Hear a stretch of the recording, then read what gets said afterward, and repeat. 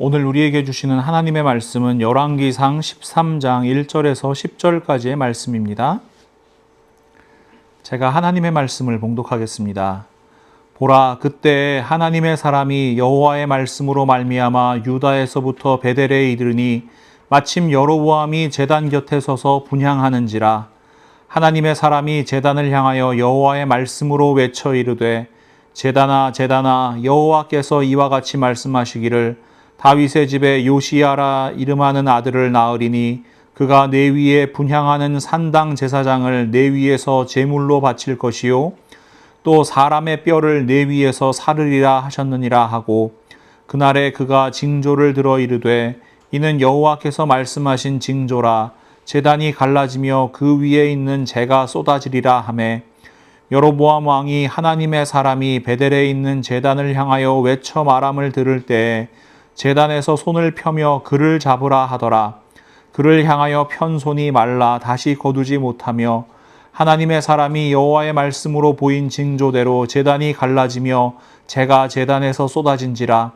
왕이 하나님의 사람에게 말하여 이르되, 청하건대 너는 나를 위하여 내 하나님 여호와께 은혜를 구하여 내 손이 다시 성하게 기도하라.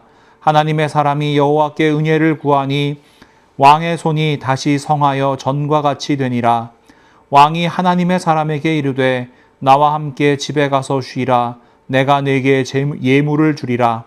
하나님의 사람이 왕께 대답하되, 왕께서 왕의 집 절반을 내게 준다 할지라도 나는 왕과 함께 들어가지도 아니하고 이곳에서는 떡도 먹지 아니하고 물도 마시지 아니하리니, 이는 곧 여호와의 말씀이 내게 명령하여 이르시기를, 떡도 먹지 말고 물도 마시지 말고 왔던 길로 되돌아가지 말라 하셨음이니이다 하고, 이에 다른 길로 가고 자기가 베델에 오던 길로 되돌아가지도 아니하니라. 아멘. 부활절 6번째 주일입니다. 부활의 생명과 소망이 오늘 우리 예배 가운데 그리고 우리의 삶 가운데 충만하게 임하시기를 우리 주님의 이름으로 축복합니다. 오늘 우리가 함께 살펴볼 열왕기상 말씀의 시대적 배경은 이스라엘이 남과 북으로 갈라진 비극적인 시기입니다. 여러분 잘 아시는 것처럼 북이스라엘의 초대 왕이 된 여로보암은 백성들의 마음이 예루살렘 성전이 있는 남유다로 쏠리지 않을까, 그래서 자기를 배반하고 남유다로 가는 것은 아닌가 걱정하고 근심하고 또 두려워했습니다. 그래서 그는 정치적인 목적을 가지고 신앙을 변질시키게 됩니다. 단과 베델에 금송아지를 만들어 놓고 이것이 너희를 애굽에서 인도하여 낸 너희의 신이다 이렇게 선언하기에 이릅니다. 제가 지난번 설교에서 말씀드렸죠. 북이스라엘 금송아지교 교주가 되는 순간이었습니다. 여로보암은 모든 것을 철저하게 자기 마음대로 행합니다. 하나님의 말씀 관심 없어요. 오늘 본문의 배경이 되는 이 열왕기상 12장 32절과 33절 말씀은 그 타락을 이렇게 고발하는데요. 8째 달 곧 그 달 15째 날로 절기를 정하여 유다의 절기와 비슷하게 하고 제단에 올라가되 베델에서 이와 같이 행하여 그가 만든 송아지에게 제사를 드렸으며 그가 지은 산당의 제사장을 베델에서 세웠더라. 그가 자기 마음대로 정한 달, 곧 8째 달 15째 날로 이스라엘 자손을 위하여 절기로 정하고 베델에 쌓은 제단에 올라가서 분향하였더라. 한번 보세요, 여러분. 하나님께서 택하신 곳 아니에요. 하나님께서 말씀하신 날도 아니에요. 자기 마음대로 만든 금송아지, 자기 마음대로 만든 제단, 자기 마음대로 세운 제사장, 심지어 절기마저도 자기 마음대로 정해서 종교 행위를 하고 있는 겁니다. 신앙의 탈을 썼지만 실상은 철저한 우상 숭배입니다. 하나님도 속이고 사람도 속이는 겁니다. 바로 이 절망적이고 또 어두운 때에 남유다에서 한 하나님의 사람이 베델로 올라와 하나님의 말씀을 선포합니다. 오늘 본문 1절에서 3절 말씀을 제가 다시 한번 읽어드릴게요. 보라, 그때 하나님의 사람이 여호와의 말씀으로 말미암아 유다에서부터 베델에 이르니 마침 여로보암이 제단 곁에 서서 분향하는지라. 하나님의 사람이 제단을 향하여 여호와의 말씀으로 외쳐 이르되 제단아 제단아, 여호와께서 이와 같이 말씀하시기를 다윗의 집에 요시야라 이름하는 아들을 낳으리니 그가 내 위에 분향하는 산당 제사장을 내 위에서 제물로 바칠 것이요 또 사람의 뼈를 내 위에서 사르리라 하셨느니라 하고, 그날에 그가 징조를 들어 이르되 이는 여호와께서 말씀하신 징조라. 제단이 갈라지며 그 위에 있는 재가 쏟아지리라 하매. 여러분, 제가 한번 여쭤볼까요? 지금 이 하나님의 사람은 참된 선지자입니까? 아닙니까?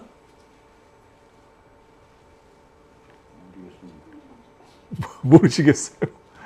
네. 참된 선지자입니다. 참된 선지자를 구분하는 방법을 하나님께서 말씀해 주시거든요.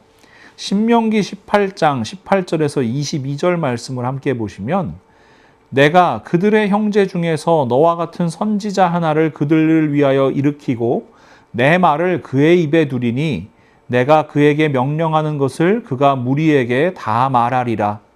누구든지 내 이름으로 전하는 내 말을 듣지 아니하는 자는 내게 벌을 받을 것이요 만일 어떤 선지자가 내가 전하라고 명령하지 아니한 말을 제 마음대로 내 이름으로 전하든지 다른 신들의 이름으로 말하면 그 선지자는 죽임을 당하리라 하셨느니라.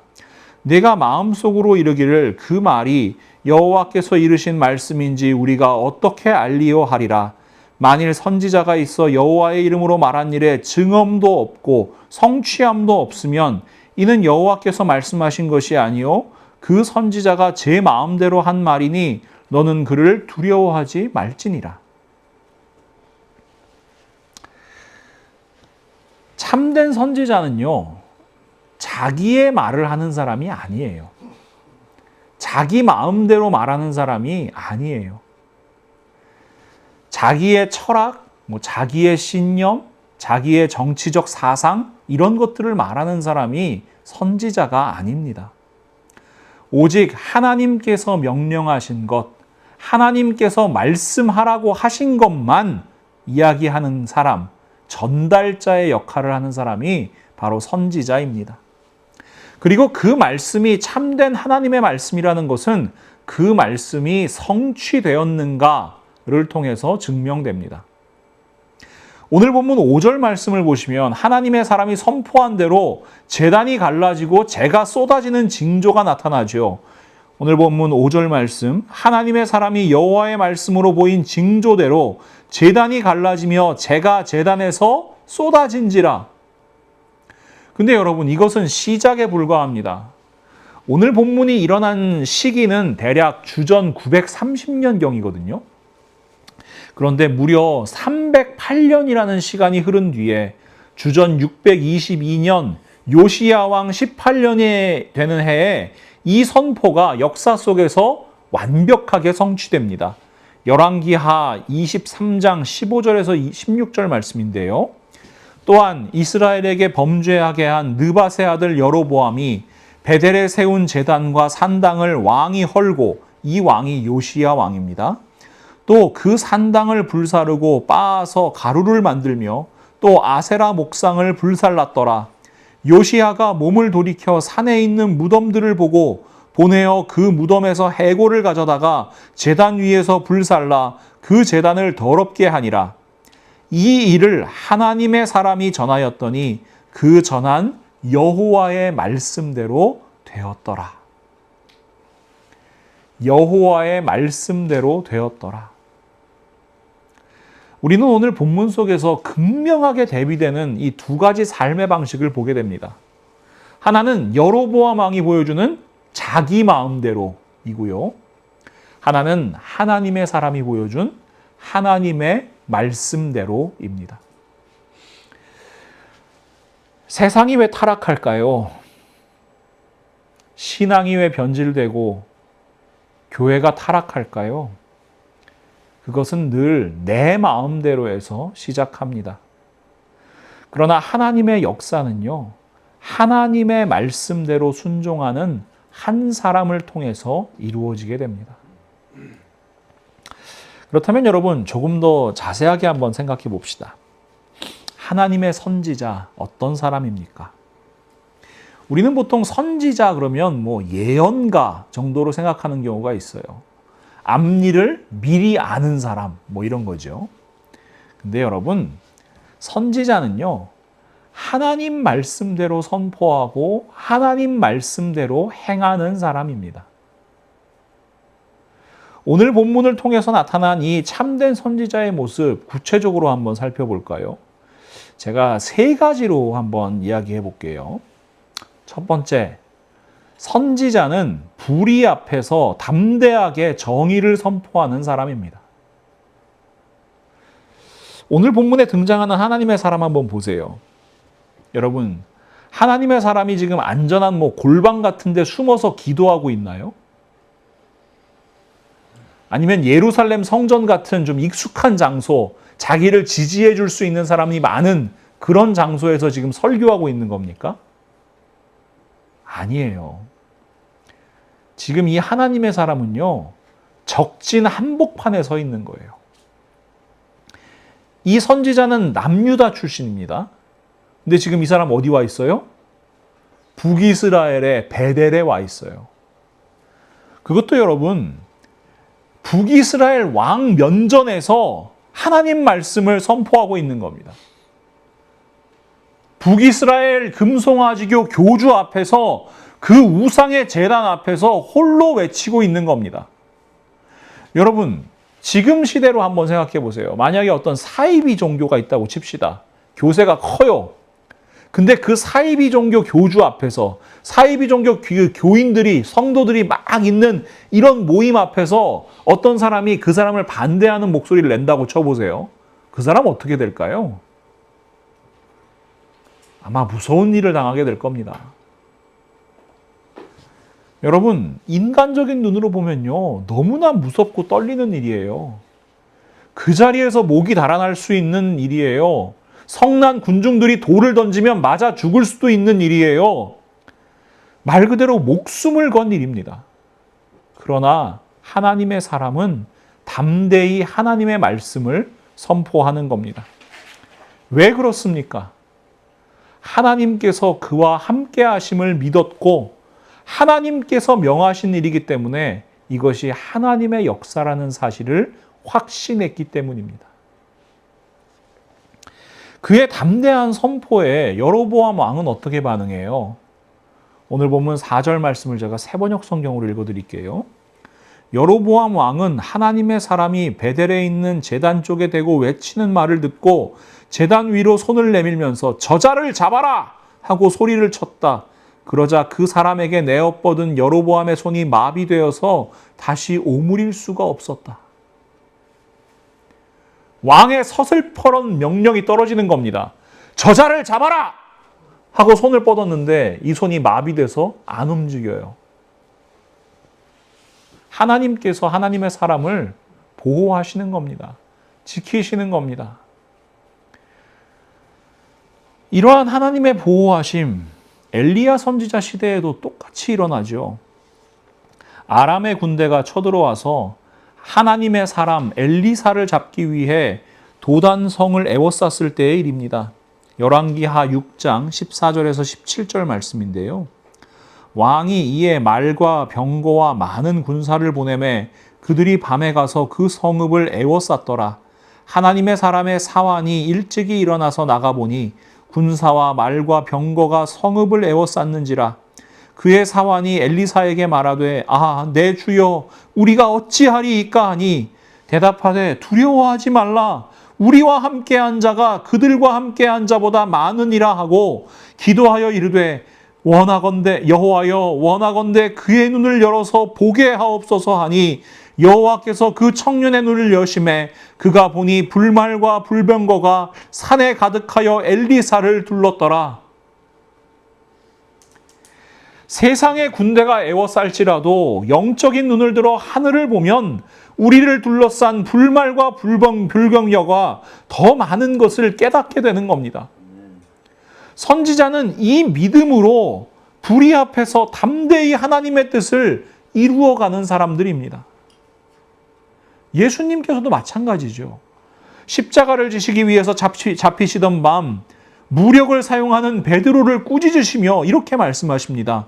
마태복음 26장 52절에서 54절 말씀입니다. 이에 예수께서 이르시되 네 칼을 도로 칼집에 꽂으라. 칼을 가지는 자는 다 칼로 망하느니라. 너는 내가 내 아버지께 구하여 지금 12군단 더 되는 천사를 보내시게 할 줄 없는 줄로 아느냐. 내가 만일 그렇게 하면 이런 일이 있으리라 한 성경이 어떻게 이루어지겠느냐 하시더라. 예수님께서는 세상의 폭력 앞에서 두려워하지 않으셨습니다. 타협하지도 않으셨습니다. 예수님은 무력하게 잡히신 분이 아니십니다. 예수님께서는 하나님의 말씀이 어떻게 이루어질 것인가, 그 성취에 집중하셨습니다. 그러니 여러분, 우리도 예수님을 믿는 그리스도인이라면 이 세상을 살아가며 세상의 권력이나 위협 앞에 주눅드는 것이 아니라 우리를 지키시는 하나님을 신뢰하며 담대히 진리를 외치고 진리를 행하는 자가 되어야 될 줄로 믿습니다. 하나님의 말씀이 이루어지는 것, 그것이 우리의 관심이어야 하기 때문입니다. 선지자의 모습 그 두 번째, 선지자는요, 긍휼의 마음을 잃어버리지 않아야 합니다. 독일의 철학자 프리드리히 니체라는 사람 잘 아시죠? 이 니체라는 사람이 쓴 책 중에 선악을 넘어서라는 책이 있는데요. 이 책의 4장에 보면은 이런 유명한 말이 있어요. 괴물과 싸우는 자는 스스로 괴물이 되지 않도록 주의하라. 그대가 오래도록 시면을 들여다볼 때 시면 또한 그대를 들여다볼 것이다. 저도 목회를 하면서 늘 마음에 새기게 되는 말입니다. 괴물과 싸우는 자는 스스로 괴물이 되지 않도록 주의하라. 생각해보면 참된 선지자들은요, 시대를 삼키는 괴물과 싸우는 삶을 산 사람들입니다. 우상숭배, 타락한 권력, 불의한 사회, 이런 괴물들과 맞서 싸운 사람이 바로 선지자들입니다. 근데 참된 선지자들이 위대한 이유는요, 그 무서운 괴물들하고 치열하게 싸워요. 그런데 자기 자신은 괴물이 되지 않았다는 겁니다. 그들은 분노에 매몰되지 않았습니다. 하나님께서 지으신 인간을 향한 긍휼과 사랑을 잃어버리지 않았습니다. 이게 힘든 거예요. 하나님의 사람의 모습을 다시 한번 살펴봅시다. 오늘 본문 6절 말씀을 제가 새번역 성경으로 읽어드릴게요. 자, 여로보암 왕 지금 손이 마비됐잖아요. 그러자 왕은 하나님의 사람에게 제발 그대의 주 하나님께 은총을 빌어서 내 손이 회복되도록 기도하여 주시오 하고 청하였다. 하나님의 사람이 주님께 은총을 비니 왕의 손이 회복되어서 예전과 같이 되었다. 이 하나님의 사람 입장에서 보면은 이 여로보암 왕은 원수예요. 방금 자기를 죽이려고 했잖아요. 하나님을 모독한 사람이잖아요. 사실 선지자는요, 여로보암 왕의 부탁을 거절해도 그만입니다. 하나님께서 여로보암의 손을 고쳐주라고 말씀하시지 않았잖아요. 오히려 고쳐주지 않고 그대로 두면 어떨까요? 북이스라엘 사람들이 하나님을 더 두려워하지 않을까요? 저거 봐, 저 왕이 하나님의 사람 해코지하려고 했다가 손이 마비됐대. 여러분, 이게 더 좋은 본보기가 되지 않을까요? 그러나 이 하나님의 사람은 어떻게 합니까? 자기를 죽이려고 했던 왕의 회복을 위해서 하나님의 은총을 구하는 겁니다. 공의와 정의를 불같이 선포하던 그 입술로 이제 죄인을 위한 자비와 긍휼의 기도를 올려드리는 겁니다. 여러분, 이것이 예수 그리스도의 마음입니다. 예수님께서 우리를 이렇게 가르치시잖아요. 누가복음 6장 27절과 28절, 36절 말씀입니다. 그러나 너희 듣는 자에게 내가 이르노니 너희 원수를 사랑하며 너희를 미워하는 자를 선대하며 너희를 저주하는 자를 위하여 축복하며 너희를 모욕하는 자를 위하여 기도하라. 너희 아버지의 자비로우심 같이 너희도 자비로운 자가 되라. 예수님께서는 말씀만 하신 것이 아닙니다. 이 말씀을 십자가의 길에서 그대로 실천하세요. 조금 전에 살펴봤던 우리 겟세마네 동산에서 자기를 잡으러 온 대제사장의 종 말고의 귀가 베드로의 칼에 의해서 잘려 나갔습니다. 그때 예수님 어떻게 하시죠? 누가복음 22장 50절에서 51절 말씀입니다. 그 중에 한 사람이 대제사장의 종을 쳐 그 오른쪽 귀를 떨어뜨린지라 예수께서 일러 이르시되 이것까지 참으라 하시고 그 귀를 만져 낫게 하시더라. 참된 선지자는 세상을 향해서 하나님의 심판, 하나님의 정의, 하나님의 공의를 선포하지만 그 마음 가운데 영혼을 불쌍히 여기시는 하나님의 긍휼과 사랑을 품어야만 합니다. 전에 제가 말씀드린 적이 있는데요. 하나님의 공의, 하나님의 사랑은 결코 분리될 수 없는 것이기 때문에 그렇습니다. 하나님의 정의와 공의는 정죄가 목적이 아니라 심판이 목적이 아니라 구원과 회복이 목적인 사랑임을 기억하십시오. 마지막으로 선지자는 세상 유혹에 흔들리지 않는 사람입니다. 자, 여로보암이 무력으로 지금 하나님의 사람을 제압하려다가 실패했잖아요. 그러니까 이제 아주 교묘한 방법으로 전략을 바꿔요. 회유하고 보상하는 거예요. 오늘 본문 7절에서 9절 말씀입니다. 왕이 하나님의 사람에게 이르되 나와 함께 집에 가서 쉬라. 내가 내게 예물을 주리라. 하나님의 사람이 왕께 대답하되 왕께서 왕의 집 절반을 내게 준다 할지라도 나는 왕과 함께 들어가지도 아니하고 이곳에서는 떡도 먹지 아니하고 물도 마시지 아니하리니 이는 곧 여호와의 말씀이 내게 명령하여 이르시기를 떡도 먹지 말며 물도 마시지 말고 왔던 길로 되돌아가지 말라 하셨음이니이다 하고. 여러분, 여로보암 왕의 제안은 참 매혹적입니다. 이 하나님의 사람 지금 먼 길 오느라고 피곤할 거 아니에요. 쉬라는 거예요. 배도 고플 거 아니에요. 맛있는 음식 먹으라는 거예요. 이 사람 뭐 가진 것이 있겠습니까? 두둑한 예물 주겠다는 거예요. 여러분 기억하시죠? 사사시대에 단지파가 이 모세의 손자 요나단 이 사람 데리고 가가지고 어떻게 해요? 자기들의 제사장 삼잖아요. 네가 있는 집에서 지금 미가라는 집에서 있는 것보다 훨씬 더 큰 것을 너희에게 줄 테니까 너 우리 지파의 제사장이 되라. 이러고 데려가잖아요. 여러분, 여로보암이 지금 와서 쉬고 예물을 받으라는 건요. 이 능력 있는 하나님의 사람을 회유하는 거예요. 자기 옆에 앉혀놓고 싶은 거예요. 그가 남유다로 돌아가지 말고 내 옆에 있어서 나의 영적 권위를 포장해달라는 거예요. 그러나 하나님의 사람은 이 달콤한 유혹을 뿌리칩니다. 왕의 집 절반을 내게 준다고 해도 내가 결코 그렇게 하지 않겠습니다.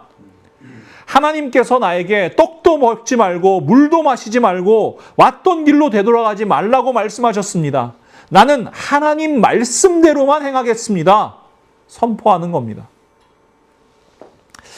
여러분, 이 모습 보니까 예수님의 모습이 생각납니다. 오병이어의 기적을 베푸신 예수님께 이 사람들이 어떻게 반응하죠? 요한복음 6장 14절과 15절 말씀인데요. 그 사람들이 예수께서 행하신 이 표적을 보고 말하되 이는 참으로 세상에 오실 그 선지자라 하더라. 그러므로 예수께서 그들이 와서 자기를 억지로 붙들어 임금으로 삼으려는 줄 아시고 다시 혼자 산으로 떠나가시니라. 오병이어의 기적을 경험한 사람들요, 와, 이 사람 진짜 선지자야. 참된 선지자야. 그 앞에 엎드려. 이 사람 우리에게 떡을 배불리 먹일 수 있는 사람이야. 그러니까 이제 우리의 왕으로 삼자. 세상의 모든 인기, 영광 다 누릴 수 있는 순간이에요. 그러나 예수님께서는 이 사람들의 환호, 세상의 영광, 이 유혹을 물리치시고 묵묵하게 기도의 자리, 고독한 사명의 자리로 나아가시는 겁니다. 공생애를 시작하실 때 광야에서 받으신 시험이 아마 이때를 위함이 아니셨을까요? 마태복음 4장 8절에서 11절 말씀입니다. 마귀가 또 그를 데리고 지극히 높은 산으로 가서 천하 만국과 그 영광을 보여 이르되 만일 내게 엎드려 경배하면 이 모든 것을 내게 주리라. 이에 예수께서 말씀하시되 사탄아 물러가라. 기록되었으되 주 너의 하나님께 경배하고 다만 그를 섬기라 하였느니라. 이에 마귀는 예수를 떠나고 천사들이 나와서 수종드니라. 기억하십시오. 권력, 명예, 부귀영화, 편안함, 이것은 마귀가 쓰는 가장 강력한 무기입니다. 예수님께서 오직 기록된 하나님의 말씀으로 그 유혹을 물리치셨던 것처럼 참된 선지자는요, 세상이 주는 보상과 안락함에 흔들리지 않고 오직 하나님께서 지시하시는 대로, 하나님께서 말씀하시는 대로 나아가야 하는 겁니다. 사랑하는 믿음의 동역자 여러분, 이처럼 하나님의 말씀대로 선포하고 하나님의 말씀대로 행하는 사람이 바로 선지자입니다. 구약시대 선지자들이 이렇게 대단한 능력을 행할 수 있었던 것은요, 자기 능력이 뛰어나서가 아닙니다. 그들은 분명히 하나님의 말씀과 하나님의 뜻을 알았고 그 말씀에 온전히 순종하는 사람들이었습니다. 이것이 그들의 능력입니다. 그렇다면 여러분, 오늘날의 선지자는 누구입니까? 가끔가다 방송을 보면요, 뭐 이 시대의 선지자라고 이렇게 외치는 사람들이 있어요. 네, 여러분, 기억하세요. 이 시대의 선지자는 하나님의 말씀을 아는 우리 그리스도인이어야 합니다. 하나님의 말씀을 바로 알고 하나님의 말씀을 바로 믿고 하나님의 말씀대로 선포하고 하나님 말씀대로 살아가기 위해 몸부림치는 사람들, 그리스도인들이 이 시대의 선지자여야 합니다. 고린도전서 4장 1절에서 2절 말씀을 보시면 사도 바울은 하나님 말씀을 맡은 자신들을 이렇게 소개해요. 사람이 마땅히 우리를 그리스도의 일꾼이요 하나님의 비밀을 맡은 자로 여길지어다. 그리고 맡은 자들에게 구할 것은 충성이니라. 여러분, 제가 성경 공부 시간에 설명해 드렸잖아요. 우리는 만세 전부터 예비하신 구원의 비밀 아는 사람들입니다. 예수 그리스도의 십자가가 무엇인지, 예수 그리스도의 부활의 의미가 무엇인지, 우리가 기다리는 다시 오실 예수 그리스도가 어떤 분이신지 너무나 잘 아는 사람들입니다. 그러니 여러분, 이 혼탁한 세상 속에서 자기 마음대로 사는 것이 아니라 이 하나님의 말씀 붙들고 사는 사람들, 그 사람들이 바로 그리스도인이잖아요.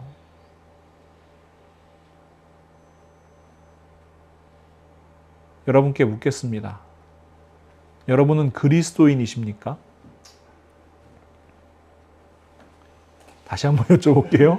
여러분은 그리스도인이십니까? 그렇다면 이 땅을 살아가는 선지자로 살아가십시오.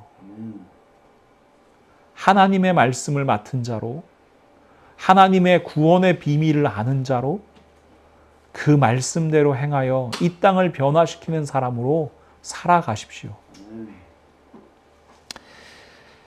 근데 오늘 본문을 묵상하다 보면요, 한 가지 이상한 점을 발견하게 돼요. 이 선지자 여러분 대단한 사람이에요? 아니에요? 아니에요? 제가 볼 때는 엄청 대단하거든요. 저한테 그런 자리에서 하나님 말씀 선포하라 그러면 할 수 있을까? 막 생각해 봤어요. 이 말씀 준비하면서. 제가 만약에 어떤 신천지 집회 한가운데서 아니면 통일교 집회 한가운데서 이거는 이단 사입이고 이건 하나님의 뜻이 아닙니다 라고 정말 선포할 수 있을까? 목사님 할 수 있어요. 할 수 있을 것 같으세요? 당장 하러 가야 될 것 같네요. 참 부끄러운 얘기입니다만 이게 자신이 없어요. 자신이 없는 거예요. 근데 이 사람은 그냥 사이비 교주도 아니고 그 이스라엘의 왕 앞에서, 지금 제가 트럼프 앞에서 선포해도 아마 저 잡혀갈걸요? 근데 여러분, 이렇게 대단해 보이는 선지자인데요, 참 이상한 점이 이 사람의 이름이 기록되어 있지 않아요. 그냥 하나님의 사람이에요. 무명의 사람이에요. 왜 그럴까? 이유를 곰곰이 생각해 보니까요, 하나님의 역사에는 사람의 이름이 아니라 오직 하나님의 뜻, 하나님의 말씀만 남기를 원하시는구나 라는 생각이 들었습니다. 우리의 삶도 이와 같아야 할 줄 믿습니다. 이름 없이 빛도 없이, 하지만 하나님의 말씀에 순종하여, 그래서 하나님의 말씀만 남을 수 있기를, 하나님의 영광만 드러날 수 있기를, 사모할 수 있기를 간절히 바랍니다.